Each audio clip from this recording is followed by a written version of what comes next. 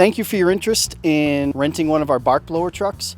I'm going to give you some information on what to expect from the whole process and some tips on how to get the most bang for your buck. When you rent one of our trucks for the day, you get an 8.5-hour day with us.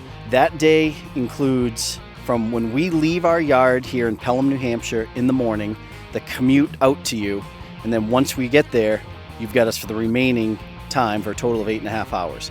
There's a 30-minute lunch included for our operator. Our day ends when we finish up at your site and we leave the property. The drive home, travel time home, is not billed to you.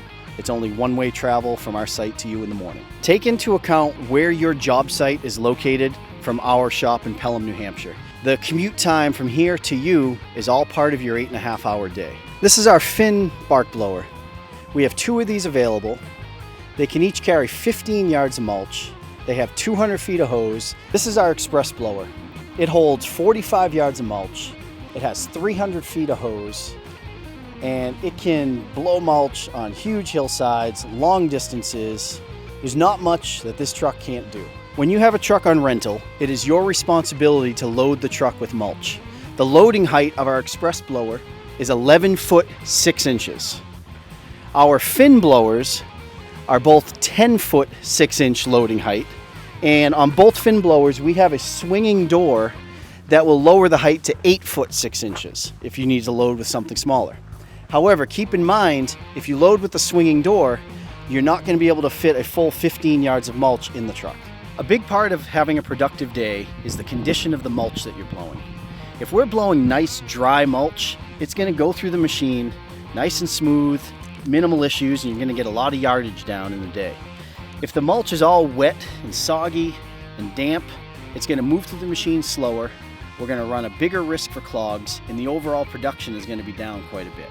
If you know there's a chance of rain in the forecast, it's a great idea to tarp your mulch the night before if possible. The size of the mulch beds that we're blowing into have a big impact on how much yardage we can get down in a day.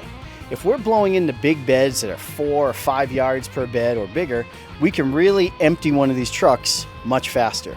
If we're going around doing small beds or we have a lot of tree rings to do, it really slows down production.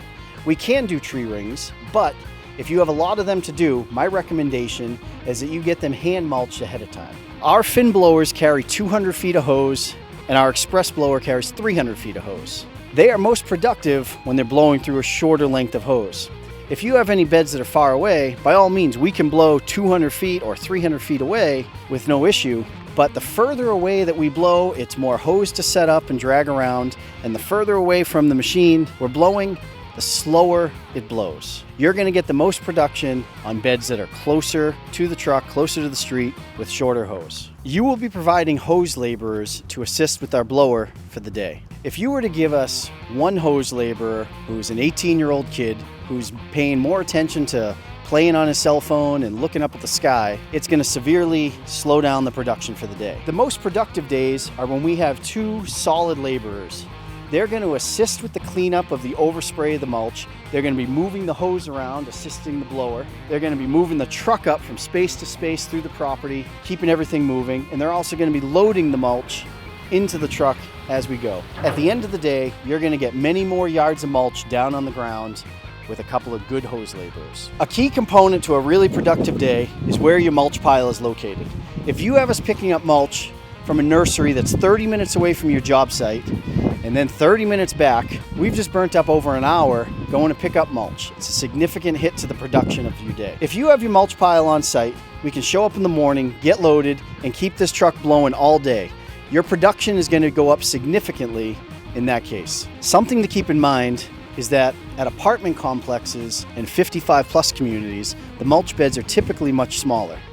That is going to cut down on production because of the amount of time we have to move the truck, drag hose around from small bed to small bed. If we're at a bigger property like an office park or an industrial property where the beds are big and there's minimal traffic and the parking lot, we can really crank through it and get a lot of mulch down in a day. Some potential issues to keep in mind.